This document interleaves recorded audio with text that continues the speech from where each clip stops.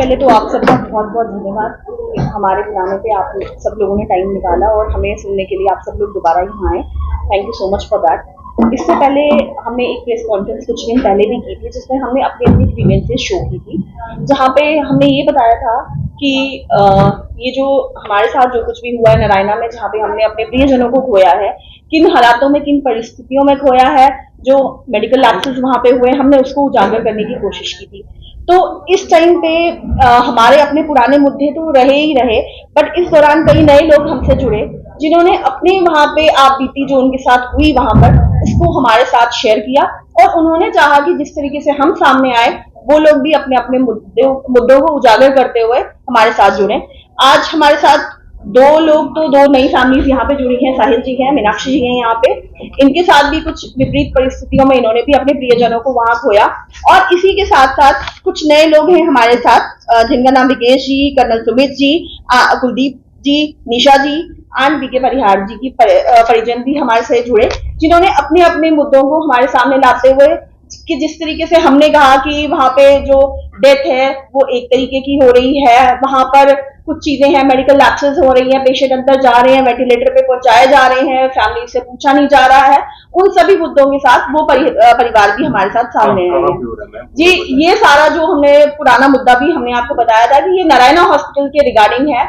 इससे पहले कि आप सब लोग हमसे कोई और नए सवाल पूछे या कुछ भी पूछे, हम फिर से ये चीज दोहराना चाहते हैं, हम किसी भी पॉलिटिकल पार्टी से ना तो संबंध रख रहे हैं, ना हमारा कोई ये पॉलिटिकल इशू है, ये हमारे अपने पर्सनल ग्रीवेंसेस हैं जिनको लेके हम सामने आए हैं। इस विवाद को किसी भी पॉलिटिकल पार्टी के फेवर या अगेंस्ट में ना जोड़ा जाए।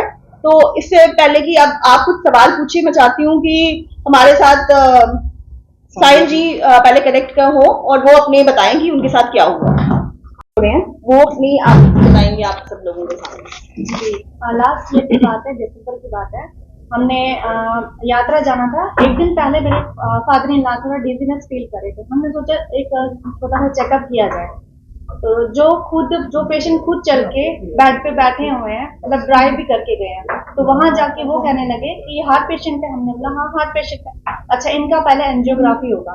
हमने बोला कितना टाइम लगेगा? बोलने लगे 2 घंटे लगेंगे और 2-3 घंटे इनको मतलब होश आने में लग जाएंगे। आज दिन ये एडमिट होंगे, कल मॉर्निंग में इनको यहाँ से आप ले सकते हैं। हमने बोला ठीक है। तो उनको लोकल एनेस्थीसिया दिया गया। पता नहीं, हम भी आपकी तरह अननोन है, हमें भी डॉक्टर के बारे में मतलब इतना नहीं नॉलेज है टेक्नोलॉजी के बारे में। तो वो ये बोलने लगे कि आप इनको एनेस्थीसिया दिया जा रहा है, तो शाम तक ये होश में आएंगे, आप इनसे बात कर सकते हो। मतलब ठीक है। इतना हाई ड्रग दिया गया था कि वो कब के कोमा में भी चले गए। सुबह 11 बजे का उनको एनेस्थीसिया दिया गया, शाम के 8 बजे वो हमें बता रहे हैं।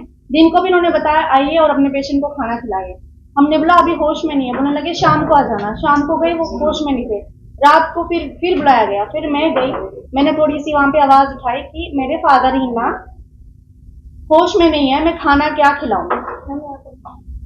मैंने बोला वो होश में नहीं है, मैं खाना क्या खिलाऊं।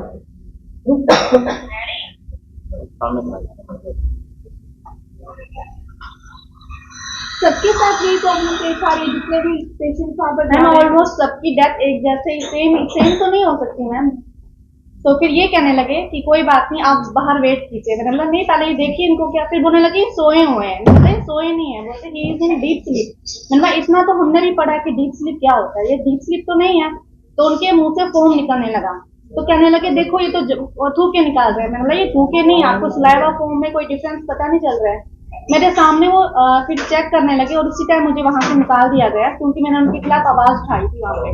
मैंने थोड़ा सा हंगामा स्टार्ट किया, मुझे वहां से धक्के मार के निकाल दिया गया बिना हमारे परमिशन के। उनको वेंटिलेटर पे चढ़ा दिया गया।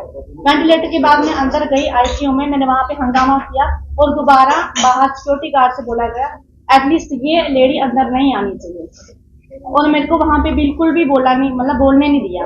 मैंने ये बोला हुआ क्या है ये तो बताइए। बोलने लगे कुछ नहीं हुआ, बाहर जाइए। तब से 7 दिन के अंदर अंदर वो इतने वीक हो गए, हद से ज्यादा से वीक हो गए।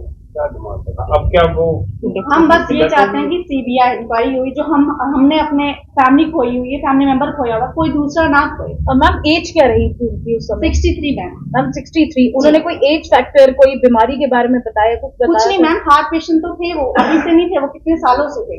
और 2 दिन पहले उनकी पहले कोई मेडिसिन चल रही थी? जी मैम, वो तो चल रही थी। 2 दिन पहले मैम हमारे घर पे फंक्शन था, अच्छे से जो बंदा हंसता खेलता वो फंक्शन अटेंड कर रहा है, 2 दिन बाद ऐसे क्या हो गया कि वो मतलब वेंटिलेटर पे चले गए। अब मैम आप मुख्य मांग क्या करना चाहते हैं? अभी